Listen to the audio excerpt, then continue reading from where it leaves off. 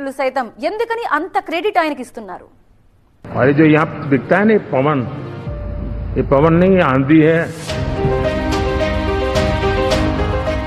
పవన్ కాదు తుఫాన్. ఇంతకు మించి ప్రశంస మరొకటి ఉండదేమో. పవన్ వేగం ఢిల్లీని తాకింది కాబట్టే ప్రధాని మోదీ నుంచి ఆ మాట వినిపించింది. కానీ అంతటి తుఫాన్ను కేవలం సహనంతోనే సృష్టించారు పవన్. పార్టీ పెట్టిన నెలల్లోనే 1-2 మూసేసుకున్న వాళ్లున్నారు. కానీ ఓర్పు, సహనం, త్యాగం, వ్యూహంతో రాణించింది మాత్రం జనసేనుడే. ఒక ఆవేదన నుంచి పుట్టుకొచ్చింది సహనం.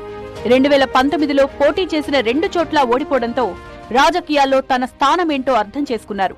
పార్టీకి అధినేతగా కేవలం ఒకే ఒకరిని గెలిపించుకున్నప్పుడు రాజకీయం అంటే ఏంటో తెలుసుకున్నారు. అంతే తప్ప వెనకడుగు వేయలేదు.